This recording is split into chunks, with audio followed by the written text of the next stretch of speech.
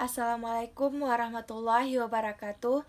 Perkenalkan, nama saya Dina Marlinda. Saya perwakilan dari kelompok 1 dan 4 teman saya lainnya bernama Jihan Khairunisa, Dharma Saputra, dan juga Handika.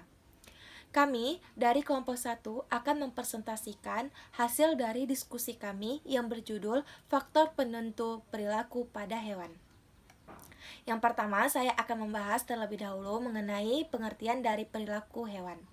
Perilaku dapat didefinisikan sebagai ekspresi dari tindakan yang dilakukan oleh organisme dalam menanggapi sebuah rangsangan atau stimulus pada situasi tertentu. Kemudian, secara sederhananya, perilaku pada hewan itu dapat juga dikatakan apa yang dilakukan bagi si hewan. Kemudian, penjelasan yang mendasari dari kegiatan perilaku harus dimulai dengan adanya rangsangan atau stimulus dan diakhiri dengan adanya respon atau tanggapan. Kemudian akan disambung oleh teman saya. Nama saya Jihan Khairunisa. Di sini saya akan menjelaskan tentang teori perkembangan perilaku hewan. Yang pertama itu ada teori seleksi alam oleh Darwin pada tahun 1859. Nah, jadi Darwin berpendapat bahwa tidak ada sifat baru yang perlu dimiliki semasa hidup individu.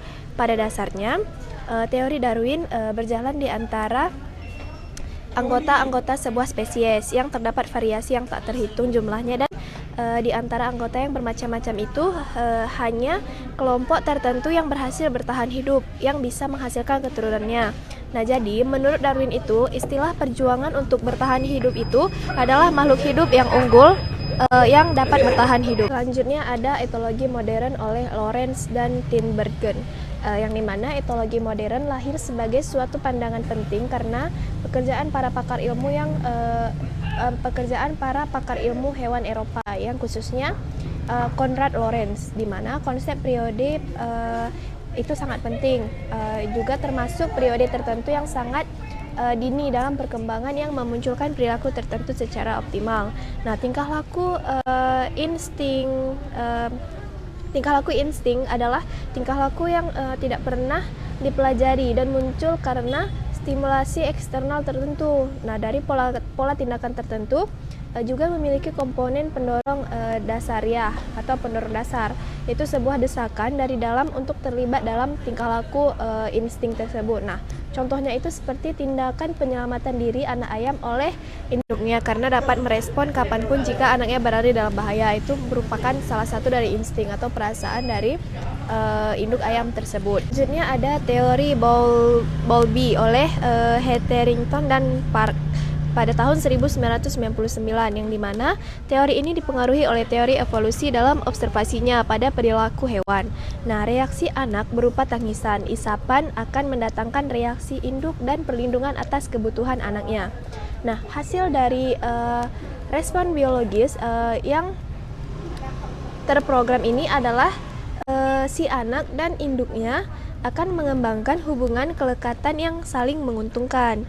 Nah, teori etologi juga menggunakan istilah psychological bonding, yaitu hubungan atau ikatan psikologis antara ibu dan anak yang bertahan lama sepanjang rentang hidup dan berkonotasi dengan kehidupan sosial. Baiklah, saya Dharma Saputra ingin melanjutkan pembahasan dari teman saya, bahwa saya sedikit menjelaskan mengenai faktor-faktor penentuan perilaku yang terdapat pada hewan. Faktor-faktor penentuan perilaku yang terdapat pada hewan, dia ada faktor genetik, faktor lingkungan, faktor kematangan fisik, dan fisiologis. Yang pertama, saya akan membahas mengenai faktor genetik yang pertama. Jadi faktor genetik ini dia dapat berkaitan dengan derajat dan hakikat landasan hereditas suatu perilaku. Adapun pakar genetika, perilaku menganggap bahwa perilaku itu ditentukan oleh interaksi keturunan dan lingkungan tersebut. Adapun teori dari genetika dikembangkan oleh George Mendel yang mendemonstrasikan pewarisan sifat terjadi melalui suatu gen. Ada beberapa gen yang bersifat dominan dan ada juga yang bersifat relatif. Yang pertama ada gen yang dominan. Gen dominan ini dia menunjukkan bahwa pengaruh yang kuat dalam kondisi homozigot maupun heterozigot. Sedangkan pada gen relatif dia dapat menunjukkan pengaruh pada keadaan homozigot. Selanjutnya ada genotip. Dia merupakan warisan genetika yang merupakan bahan genetika sesungguhnya. Yang terakhir ada fenotip, adalah karakteristik seseorang yang dapat teramati. Selanjutnya ada faktor lingkungan. Adapun pada faktor lingkungan ini, dia dapat dilihat seperti ciri-ciri fenotip lainnya. Perilaku ini dia dapat memperlihatkan suatu kirasan variasi fenotip yang tergantung pada lingkungan tersebut, di mana genotip ini dia dapat diekspresikan. Dia merupakan genotip ini ialah suatu sifat yang dapat diekspresikan. Pada sisi lain, pembentuk penyelesaian masalah yang paling dikembangkan ditandai oleh norma reaksi sangat luas. Namun demikian, perilaku juga dia memiliki suatu komponen genetik. Perilaku tersebut dia tergantung pada gen-gen yang diekspresikan. Nah, adapun perilaku juga dia meliputi interaksi beberapa komponen sistem saraf pada hewan dengan efektor, dan juga dia dapat berbagai interaksi kimia, penglihatan, pendengaran, atau sentuhan organisme lainnya. Yang terakhir ada faktor kematangan fisik dan fisiologis. Dari lingkungan yang menyangkut kebutuhan serta tujuan spesies tertentu untuk mempertahankan serta mengembangkan diri. Adapun kita lihat dari perilaku hewan ini dapat dikaji melalui beberapa cara. Salah satunya bisa dapat dilihat dari fisiologi yang melantar belakangi perilaku tersebut. Suatu individu atau hewan tersebut. Reseptor ini diperlukan untuk mendeteksi stimulus itu. Adapun ada saraf, dia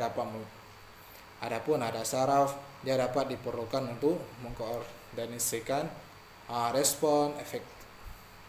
Saraf tadi dia dapat diperlakukan untuk mengkoordinasikan suatu respon.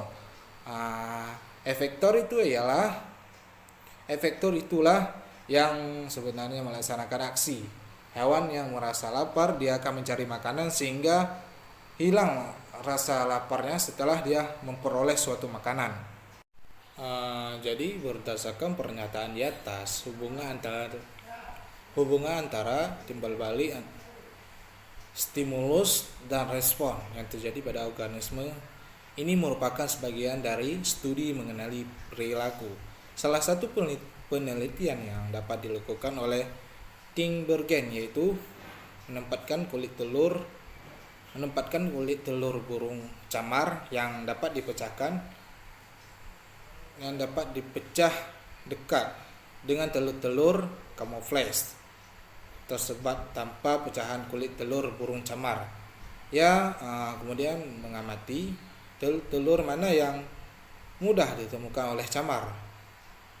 Karena camar tersebut dia dapat mengidentifikasi atau mengenali warna putih pecahan telurnya sebagai penunjuk atau petanda. Ternyata burung-burung camar tersebut lebih banyak dia memakan telur-telur ayam kamuflase yang dekat dengan pecahan kulit telurnya yang asli.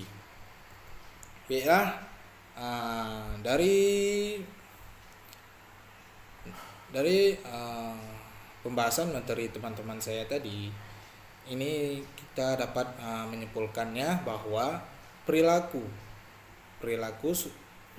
hewan ialah aktivitas atau tanggapan dari suatu hewan terhadap berbagai stimulus, baik yang berasal dari lingkungan luar maupun yang berasal dari dalam tubuhnya. Yang kedua ada teori perkembangan terdiri dari 3. Ada teori seleksi alam. Yang kedua ada teori modern. Yang ketiga ada teori Bowlby. Yang ketiga ada bentuk perilaku hewan yang dapat dibedakan menjadi yakni perilaku yang dapat diwariskan dan perilaku yang diajarkan. Keempat, ada macam-macam dan contoh perilaku hewan dapat berupa proses adaptasi pertahanan diri terhadap musuh, proses memperoleh makanan, peminangan, dan lain-lainnya. Yang terakhir, ada faktor-faktor penentu tingkah laku suatu hewan, yaitu faktor genetik, faktor lingkungan, serta faktor kematangan fisik dan fisiologis suatu hewan. Baiklah, cukup pada di sini saja. Lebih kurang kami mohon maaf. Assalamualaikum warahmatullahi wabarakatuh.